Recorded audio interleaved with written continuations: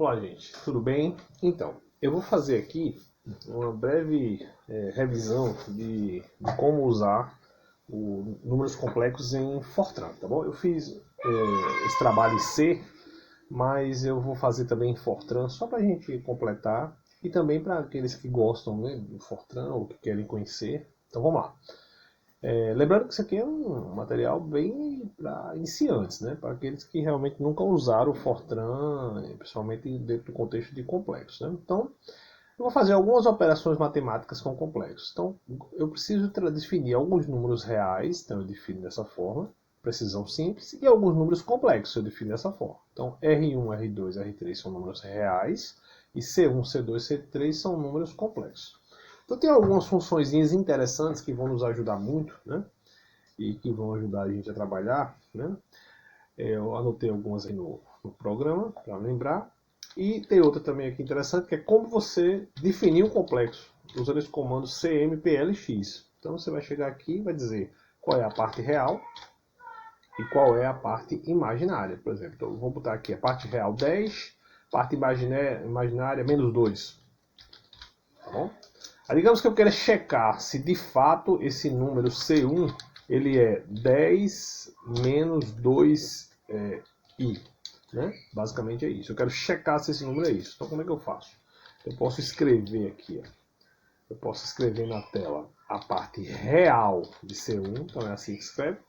E a parte imaginária de C1. Só para checar se de fato, né, essa definição aqui ela bate com o que a gente sabe lá na matemática, tá? Então você vai ter o real de C1 e o imag de C1. Então ele vai escrever respectivamente parte real e parte imaginária. Então eu compilo o programa, executo e ele escreve a parte real e a parte imaginária, tá bom?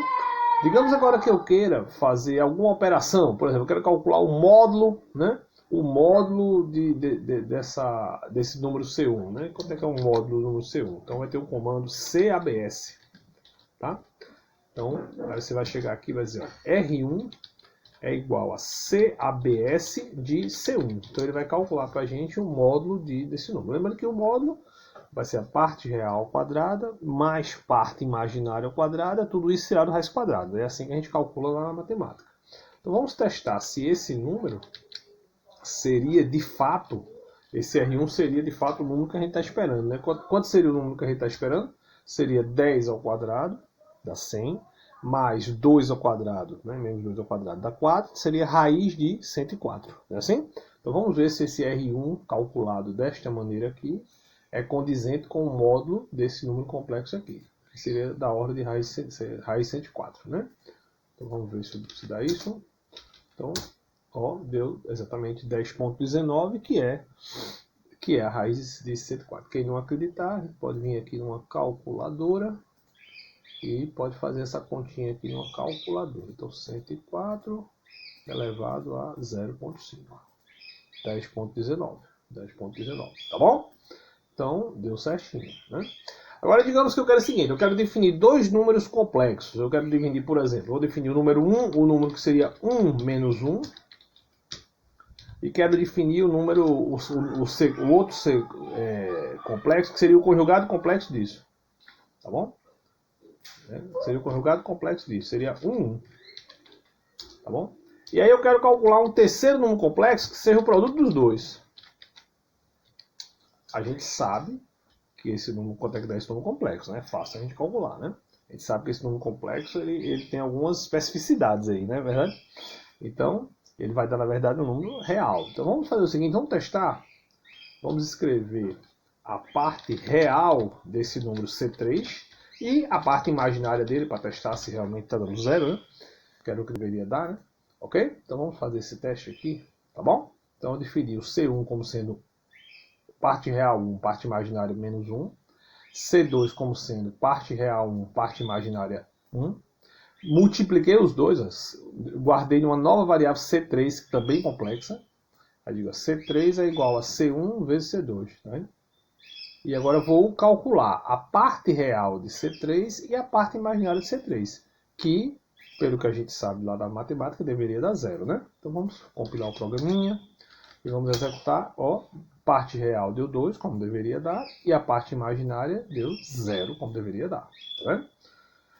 Então, várias operações você consegue calcular. Ele tem funções também específicas para você calcular. Por exemplo, digamos que eu tenho um dado número, sei lá, 10, 20, tá? E eu quero escrever agora, eu quero calcular esse número, eu quero calcular o conjugado complexo dele. Aí tem uma função para isso. Conjugação C1. Então, eu estou guardando na variável complexa C2 o conjugado complexo de C1. Novamente, para testar se esse processo está funcionando, eu vou escrever aqui a parte real de C2 e a parte imaginária, para ver se estão batendo com o que deveria dar, né? Que o conjugado complexo do número 10 mais 10i é 10 menos 10i, não é assim? Então eu quero saber se ele está fazendo essa continha direito. Então, vamos lá. Vamos para cá. Ó, tá certinho. 10, parte real, parte imaginária, menos 10. Tá vendo? Então ele tem várias funções. Se você quiser calcular, por exemplo, a exponencial desse número, ele tem uma função que é a CEXP, que é para calcular a exponencial dele. CEXP. Certo? Então o C2 é a CEXP disso aí. Certo? Se você quiser calcular, né? Se você quiser calcular a raiz quadrada do número C1, ele tem uma funçãozinha também lá. Ele tem lá uma funçãozinha. Ele tem a função ali, ó. Cadê? CSQRT de C1. Então, por exemplo, eu usando funções típicas, intrínsecas, eu calculei aqui a exponencial do número C1 e aqui eu calculei a raiz quadrada do número C1. Posso escrever até assim mesmo, ó. C2, C3. Posso escrever eles assim que ele escreve na tela já, de uma maneira bem específica. Olha só. Vamos compilar aqui. Aí bota para escrever. Aí ele escreve para você já o número bonitinho, ó. Aí escreve a parte real e a parte imaginária do resultado da exponencial e escreve a parte real e imaginária da raiz quadrada lá. Tá vendo? Então ele tem várias funções aí onde você consegue ir trabalhando, né? Se eu precisar definir um vetor complexo, que é uma coisa que a gente vai usar muito, por exemplo, em mecânica quântica, né? Como é que eu definiria um vetor complexo? Eu chego aqui, como é que eu definiria um vetor real? Por exemplo, vetor com 1000 posições, não é assim? Aí eu quero definir agora um vetor complexo. C vetor 1000. Cada posição desse C vetor, que é o vetor complexo, é um número com as mesmas características dessa daqui. Se eu quiser, por exemplo, ocupar a primeira posição desse C vetor com um dado número complexo, eu vou fazer assim. Ó. Pronto, eu ocupei a primeira posição desse vetor complexo, que é o C vetor, com o número 10 mais 10i. Entendeu? Aí se eu chegar aqui e escrever o bicho, vamos ver se deu certo. Vamos escrever aqui, ó, C vetor 1. Tá bom? Vamos ver se de fato, né, a primeira posição do vetor 1, desse vetor, a primeira posição do C vetor, que é o vetor complexo, é este número complexo de parte real 10, parte imaginária 10. Vamos ver. Aí eu venho aqui, ó, boto para escrever, ó, 10, 10. Tá vendo? Então você pode trabalhar de uma forma parecida com o que você trabalha em real. O que você precisa só é saber definir os números e usar as funções características para esses números, as funções típicas para esses números que agora são números complexos, entendeu? Mas todas as operações você consegue fazer. Você pode fazer, você pode dividir, você pode multiplicar, você pode fazer as mesmas operações que você faz na matemática nos números como você faz, né? Tradicionalmente com números reais, você pode fazer para o complexo. A diferença é que na hora de calcular um módulo ou de calcular uma raiz quadrada, né, você precisa lembrar que são números complexos e aí usar a função típica intrínseca que ele também tem, entendeu? Que ele também tem, né? Beleza, gente? Pois é isso. Espero que tenha ficado claro aí, viu? Qualquer coisa podem mandar e-mail, podem me perguntar pelo zap, tá bom? Muito obrigado, viu? Um abraço para vocês. Tudo de bom.